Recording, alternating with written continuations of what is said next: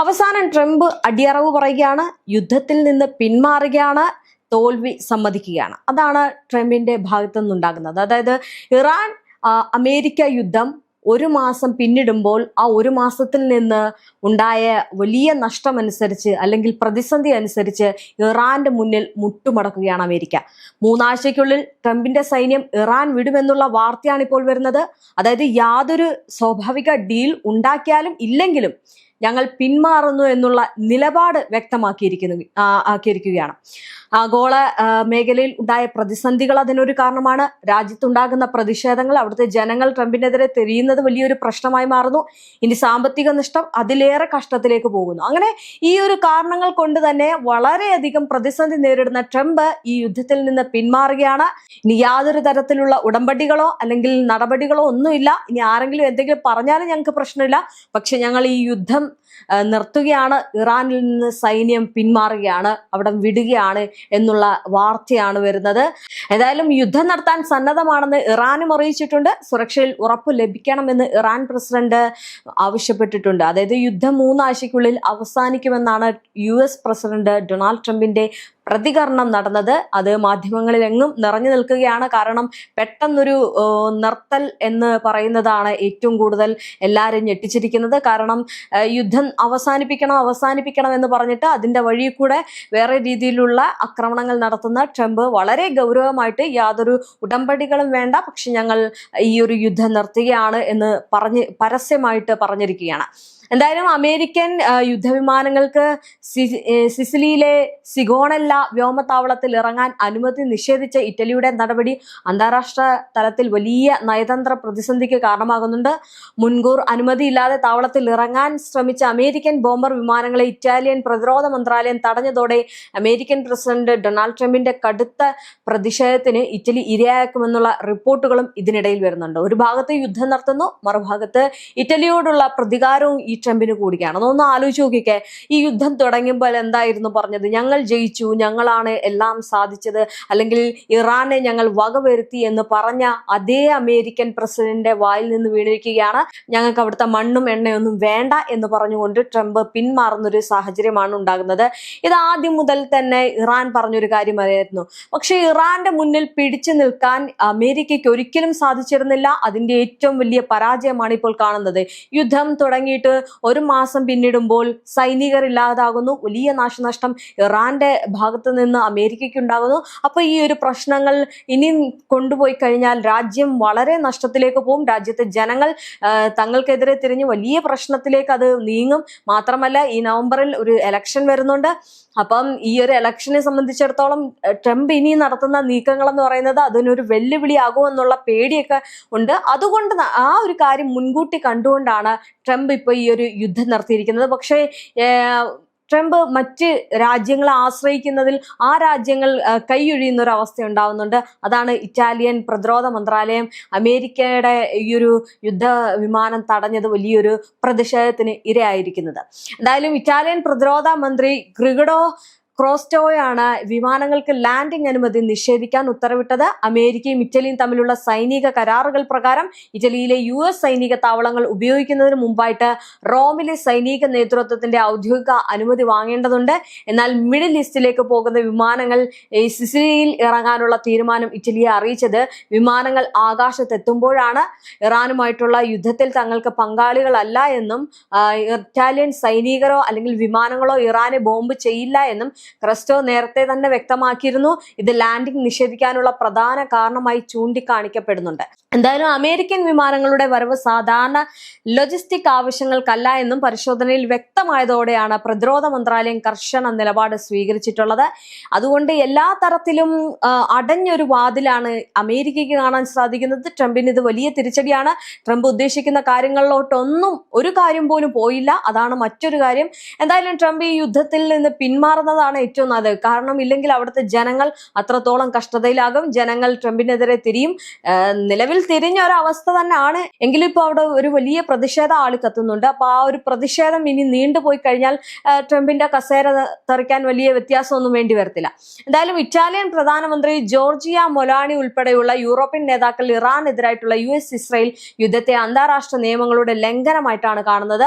വാഷിംഗ്ടണിന്റെ വിശ്വസ്ത സഖ്യകക്ഷികളായിരുന്നിട്ടും സ്വന്തം ഭരണഘടനയ്ക്കും താല്പര്യങ്ങൾക്കും വിരുദ്ധമായിട്ട് യുദ്ധത്തിന്റെ ഭാഗമാകാൻ കഴിയില്ല എന്ന് മെലോണി സർക്കാർ പ്രഖ്യാപിച്ചു കഴിഞ്ഞു. ഇതിലേക്ക് പിന്നാലെ സ്പെയിനും സമാനമായിട്ടുള്ള നിലപാട് സ്വീകരിച്ചിരിക്കുകയാണ്.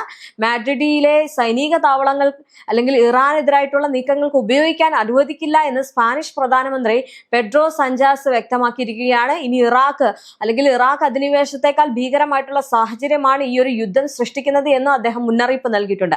സ്പെയിനുമായിട്ടുള്ള വ്യാപാര ബന്ധം അവസാനിപ്പിക്കുമെന്നാണ് ട്രംപ് ഭീഷണിപ്പെടുത്തിയത്.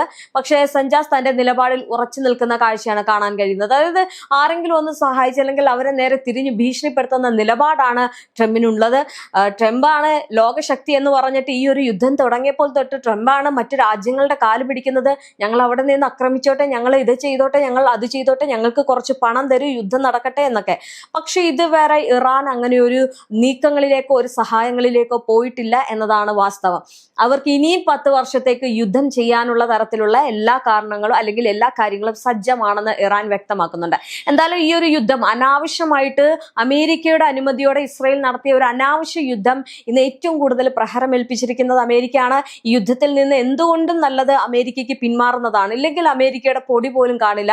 എന്തായാലും ഇപ്പോൾ ഇസ്രായേലിന്റെ ഒരു ഭാഗം പറയുകയാണെങ്കിൽ ഇസ്രായേലിന്റെ ടെലവീവ് ആകെ അടിച്ച് നാശമാക്കിയിട്ടിരിക്കുകയാണ് ഇറാൻ. കാരണം അവർക്കേറ്റ പ്രഹരം എന്ന് പറയുന്നത് അവർ തിരിച്ച് ഏൽപ്പിക്കും എന്നുള്ളതാണ്. അതായത് കയ്യോടെ കൊടുക്കുക എന്നുള്ള നിലപാടാണ് ഇറാൻ എടുത്തിരിക്കുന്നത്. എന്തായാലും ഇറാൻ പിടിച്ച പിടി എന്ന് പറയുന്നത് ലോകത്തെ മൊത്തം ഇരുട്ടിലാക്കുന്ന ഒരു രീതിയായിരുന്നു. കാരണം ഹോർമുസ് കടലിടുക്ക് എന്ന് പറയുന്ന ആ ഒരു ഇടുങ്ങിയ പാതയിലൂടെയാണ് ലോകത്തിന്റെ ഒരു സമ്പദ് വ്യവസ്ഥന്റെ ഭൂരിഭാഗവും ഇരിക്കുന്നത്. ആ ഒരു സമ്പത്തിനെ മൊത്തത്തിൽ ഒന്ന് തണുപ്പിക്കുന്ന രീതിയിലേക്ക് അല്ലെങ്കിൽ ഒരു ചലിപ്പിക്കുന്ന രീതിയിലേക്ക് ഈ പറയുന്ന ഇറാൻ ഒന്ന് സാധിക്കാൻ കഴിഞ്ഞു. അത് തന്നെയാണ് ഇറാന്റെ ഒരു ടിപ്പിക്കൽ ഒരു പ്ലാനിങ് എന്ന് പറയുന്നത്. അതായത് യുദ്ധം മാത്രമല്ല, ഇനി നോക്കിക്കേ, ഇറാന് ഈ ഒരു ബോംബുകളോ അല്ലെങ്കിൽ ഈ പറയുന്ന ഡ്രോണുകൾ കൊണ്ടോ ആക്രമണം മാത്രമല്ല, വളരെ വിദഗ്ധരുമായിട്ടുള്ള ആളുകളുണ്ട്. അതുകൊണ്ട് തന്നെ ഓരോ നീക്കങ്ങളും അമേരിക്കയുടെയും ഇസ്രായേലിന്റെ ഓരോ നീക്കങ്ങളും അറിയാൻ കഴിയുന്നു, അവരുടെ താവളങ്ങൾ കണ്ടുപിടിക്കാൻ കഴിയുന്നു. ഇനി അവർക്കൊരു സൈബർ ടീം തന്നെ അടിപൊളിയായിട്ടുണ്ട്. അപ്പൊ അതും മുന്നോട്ടുണ്ട്. ഇതിനിടയിലാണ് നയതന്ത്രപരമായിട്ടുള്ള മറ്റൊരു പ്ലാൻ എന്ന് പറയുന്ന ഈ കടലിടുക്ക്. ഇനിയിപ്പോ ഹിസ്ബുള്ളെ, ഹൂത്തിയും ഈ പറയുന്ന റഷ്യയും ഉത്തര കൊറിയയൊക്കെ രംഗത്തുണ്ട്. അവരുടെയൊക്കെ സഹായം അങ്ങോട്ട് ചോദിച്ചിട്ടില്ലെങ്കിൽ പോലും റഷ്യയുടെ ഭാഗത്തു നിന്ന് നല്ലൊരു സഹായം ഉണ്ടാകുന്നു, ആയുധങ്ങളുടെ സഹായങ്ങൾ ഉണ്ടാകുന്നു എന്നൊക്കെ പറയപ്പെടുന്നു. എന്തായാലും ഹിസ്ബുള്ളയുടെയൊക്കെ സഹായം എന്ന് പറയുന്നത് ഹിസ്ബുള്ളയുടെയൊക്കെ അങ്ങോട്ട് ചോദിച്ചില്ലെങ്കിലും അവര് ഈ പറയുന്ന ഇസ്രായേലിനെ തിരിച്ചടിക്കും. കാരണം അവർക്കൊരു പ്രതികാര പക ഇസ്രായേലിനോടുണ്ട്. അത് നേരത്തെ തന്നെ ഉള്ള ഒരു കാര്യമാണ്. അപ്പം അതുകൊണ്ട് തന്നെ ഇനിയിപ്പം ഇറാന്റെ ഒപ്പം നിൽക്കുന്നതിനോടൊപ്പം തന്നെ ഇറാനിനെ സഹായിക്കുകയും ചെയ്യുന്നുണ്ട്. ഇതൊക്കെ അമേരിക്ക കണ്ടുകൊണ്ടിരിക്കുകയാണ്. ഇത് അമേരിക്കയ്ക്ക് ഏറ്റവും വലിയ തിരിച്ചടിയാണ്. ഈ പറയുന്ന ഇസ്രായേലിന്റെ കപ്പലുകൾ മാത്രമല്ല, അമേരിക്കയുടെ കപ്പലാണ് ഏറ്റവും കൂടുതൽ ആക്രമിക്കപ്പെട്ടത്. എന്തായാലും ആ ഒരു നീക്കം എന്ന് പറയുന്നത് ചിലപ്പോൾ അത് യാഥാർത്ഥ്യമാകുമോ ഇല്ലയോ എന്ന് അതൊക്കെ കണ്ടറിയണം. എന്തായാലും മിഡിൽ ഈസ്റ്റിലെ യുദ്ധം യൂറോപ്പിന്റെ ഇന്ധന വിപണിയും സാമ്പത്തിക സുരക്ഷിതത്വയും സാരമായിട്ടല്ല നല്ല രീതിയിൽ തന്നെ ബാധിച്ചിട്ടുണ്ട്. ഇറാനുമായിട്ടുള്ള സംഘർഷം തുടങ്ങിയതോടെ യൂറോപ്പിലെ ഗ്യാസ് വിലയിൽ 70% വർധനവാണ് രേഖപ്പെടുത്തിയിട്ടുള്ളത്. ഊർജ്ജ വിപണിയിലെ തടസ്സങ്ങൾ നേരിടാൻ യൂറോപ്യൻ യൂണിയൻ അടിയന്തര തയ്യാറെടുപ്പുകൾ നടത്താൻ നിർദ്ദേശിച്ചിട്ടുണ്ട്. ഡീസൽ, ജെറ്റ് ഫ്യൂവൽ എന്നിവയുടെ ലഭ്യതയിൽ കുറവുണ്ടാകുമെന്ന് EU എനർജി കമ്മീഷൻ മുന്നറിയിപ്പ് നൽകിയിട്ടുണ്ട്. എന്തായാലും ഇതെല്ലാം നടക്കുമ്പോൾ ഇറാന്റെ ആണവ കേന്ദ്രങ്ങൾ ലക്ഷ്യം വെച്ച് അമേരിക്കൻ സൈന്യം ശക്തമായിട്ടുള്ള ആക്രമണം നടത്തിയെങ്കിലും അതിപ്പോൾ ഏകദേശം ഒരു തണുത്ത മട്ടിലേക്ക് പോയിക്കൊണ്ടിരിക്കുകയാണ്. മാത്രമല്ല ഈ യുറേനിയം സമ്പുഷ്ടീകരണ കേന്ദ്രത്തിന് നേരെ 200 പൗണ്ട് ഭാരമുള്ള ബോംബുകൾ ഉപയോഗിച്ച് നടത്തിയ ആക്രമണത്തിന്റെ ദൃശ്യങ്ങൾ ഡൊണാൾഡ് ട്രംപ് സോഷ്യൽ മീഡിയയിലൊക്കെ നേരത്തെ പങ്കുവച്ചിരുന്നു. എന്നാൽ അവസാനം എന്താണ് സംഭവിച്ചത്? അതേ ഡൊണാൾഡ് ട്രംപ് പറയുന്നത് ഈ യൂറോപ്യൻ യൂണിയനോട് അവിടുത്തെ മാധ്യമ പ്രവർത്തകരോടും പറയുന്ന ഒരു കാര്യം എന്ന് പറയുന്നത് ഞങ്ങൾ ഈ യുദ്ധത്തിൽ നിന്ന് പിന്മാറുകയല്ലാതെ ഇനി ട്രംപിന് വേറെ വഴിയില്ല എന്നതാണ് മറ്റൊരു കാര്യം. എന്തായാലും ആണവ കേന്ദ്രങ്ങൾ പിടിച്ചെടുക്കാൻ പ്രത്യേക സേനയ്ക്ക് ഇറാനിലേക്ക് അയക്കുന്ന കാര്യം ട്രംപ് പറഞ്ഞിട്ടുണ്ടായിരുന്നു. എന്തായാലും അതിൽ നിന്നൊക്കെ വലിയൊരു മാറ്റം വന്നിട്ടുണ്ട്. ഇനിയിപ്പം സൈനികരെ വിന്യസിക്കുന്നു എന്നൊക്കെ പറഞ്ഞിരുന്നു. അപ്പം ഇത്തരം നീക്കങ്ങൾ നടക്കുമ്പോൾ ട്രംപിന്റെ ഈ ഒരു പെട്ടെന്നുള്ള ഈ ഒരു യുദ്ധം നിർത്തുകയാണ്, 3 ആഴ്ചയ്ക്കുള്ളിൽ യുദ്ധം നിർത്തുക എന്ന് പറയുമ്പോൾ എന്തായിരിക്കും അടുത്ത നീക്കം എന്നതാണ് ഈ പറയുന്ന ലോക നിരീക്ഷകരെല്ലാം ഉറ്റുനോക്കുന്നത്. കാരണം എന്ന് പറഞ്ഞു കഴിഞ്ഞാൽ ട്രംപിന് നേരത്തെ ഉള്ള ഒരു പരിപാടിയാണ് ഈ പൊള്ളയായ വാക്കുകൾ പറഞ്ഞിട്ട് അതിനിടയിൽ കൂടെ പോയി ആക്രമിക്കുക എന്നത്. അപ്പൊ അങ്ങനെ ഏതെങ്കിലും തരത്തിൽ നോക്കുകയാണെങ്കിൽ ഇനി അമേരിക്ക ഭൂപടത്തിൽ നിന്ന് തന്നെ തുടച്ചു നീക്കുന്ന രീതിയിലേക്ക് ഇറാൻ തന്റെ കരുത്ത് മുന്നോട്ട് കൊണ്ടുപോകും, അതിൽ സംശയമില്ല. കാരണം ഇത്രയേറെ പ്രഹരം ഏൽപ്പിച്ചെങ്കിൽ ഈ കള്ളം പറഞ്ഞ് വീണ്ടും ആളുകളെ അല്ലെങ്കിൽ ലോകത്തെ തെറ്റിദ്ധരിപ്പിച്ച് ഒരു മാനിപ്പുലേറ്റ് ചെയ്ത് ഈ ഒരു യുദ്ധം അവസാനിപ്പിക്കുകയാണെന്ന് പറഞ്ഞിട്ട് ഏതെങ്കിലും തരത്തിൽ ഈ പറയുന്ന ഇറാന്റെ സൈന്യം ഒന്ന് മയങ്ങി എന്ന് വിചാരിച്ചുകൊണ്ട്, അങ്ങനെ ഒരിക്കലും മയങ്ങത്തില്ല, അവരങ്ങനെ മയങ്ങിയിരിക്കുന്നവരല്ല. അവിടുത്തെ സാധാരണ ജനങ്ങൾക്ക് പോലും എപ്പോഴും ഈ ഒരു യുദ്ധത്തോട് അറിയാം, അവർക്ക് ഈ ഏത് നിമിഷവും ഇത് സംഭവിക്കും. കാരണം അവർ പണ്ട് തൊട്ടേ യുദ്ധം കണ്ടും കൊടുത്തും വന്ന ഒരു ടീമാണ്. അപ്പൊ അതുകൊണ്ട് തന്നെ അവർക്കത് നല്ലതായിട്ട് അറിയാം. അതുകൊണ്ട് അവരങ്ങനെ മയങ്ങിയിരിക്കുന്ന ഒരു തന്ത്രമൊന്നും സ്വീകരിക്കത്തില്ല. എന്തായാലും ആ ഒരു നീക്കത്തിലൂടെയാണ് ഈ അമേരിക്ക ഇപ്പോൾ ഒരു യുദ്ധം നിർത്തുന്നത്. എന്നിട്ട് അതിനിടയിൽ കൂടെ പോയി ആക്രമിക്കാനാണ് ഭാവമെങ്കിൽ അമേരിക്കയുടെ ഭാവി ഏകദേശം തീരുമാനമാകും എന്നതിൽ സംശയമില്ല. എന്തായാലും ഈ പറയുന്ന ഇറ്റലി, സ്പെയിനൊക്കെ അവരുടെ വ്യോമതാവളങ്ങൾ ഈ പറയുന്ന യുദ്ധവിമാനങ്ങളിൽ ഇറക്കാൻ സമ്മതിക്കാത്തതും വലിയ തിരിച്ചടിയായിരിക്കുകയാണ്. ഇനി ഇറ്റലിയിലെ ഒരു കാര്യം എന്ന് പറയുന്നത് അവിടുത്തെ പ്രതിപക്ഷ പാർട്ടികളും മൊണോലി സർക്കാരിന്റെ നിലപാടിനെ പിന്തുണച്ച് രംഗത്തെത്തിയിട്ടുണ്ട്. ഇതൊക്കെ അവർക്ക് അനുകൂലമായിട്ട് മാറുകയാണ്. ട്രംപ് എന്ത് ചെയ്യുന്നു അതൊക്കെ മറ്റുള്ള രാജ്യങ്ങൾക്കും അനുകൂലമായിട്ട് മാറുകയാണ്. എന്തായാലും അമേരിക്കൻ സൈനിക താവളങ്ങൾ ഇറ്റലിയുടെ മണ്ണിൽ യുദ്ധത്തിന് ഉപയോഗിക്കുന്നത് തടയണമെന്ന് അവർ ആവശ്യപ്പെടുകയും ചെയ്തു. എന്തായാലും വരും ദിവസങ്ങളിൽ അവിടെ പാർലമെന്റിന് ഇത് സംബന്ധിച്ച് ചർച്ചകളൊക്കെ നടക്കാനിരിക്കുകയാണ്. കാരണം ഇറ്റലി, സ്പെയിൻ എന്നൊക്കെ പറയുന്ന രാജ്യങ്ങൾ സഹായിക്കുമെന്ന് കരുതിയാണ് ട്രംപ് ഇത്തരം നീക്കങ്ങൾ ചെയ്തത്. എല്ലായിടത്തും എയർബേസുകളുള്ള അമേരിക്കയ്ക്ക് അത് വലിയൊരു തിരിച്ചടിയായിട്ടുണ്ട്. എന്തായാലും ഇറ്റലിയുടെ ഈ ഒരു തീരുമാനം ആഗോള രാഷ്ട്രീയ ഭൂപടത്തിൽ വലിയ മാറ്റങ്ങൾക്കിടയാകും. ഈ ഒരു സാഹചര്യത്തിൽ അമേരിക്കയുടെ അടുത്ത നീക്കം എന്തായിരിക്കും എന്നതിൽ ആശങ്ക നിലനിൽക്കുന്നുണ്ട്. സഖ്യകക്ഷികളുടെ സഹായമില്ലാതെ ഇറാനിൽ യുദ്ധം തുടർന്നത് അമേരിക്കയ്ക്ക് വലിയ വെല്ലുവിളിയാണ്. ട്രംപിന്റെ കർശനമായിട്ടുള്ള വിദേശ നയവും യൂറോപ്യൻ രാജ്യങ്ങളുടെ സമാധാനമായിട്ടുള്ള താല്പര്യങ്ങളും തമ്മിലുള്ള പോരാട്ടമായിട്ട് ഇത് മാറിക്കഴിഞ്ഞു. ഇറ്റലി, അമേരിക്കൻ തമ്മിലുള്ള ബന്ധം ഇപ്പോൾ ഏറ്റവും മോശം അവസ്ഥയിലൂടെയാണ് കടന്നു പോകുന്നത്.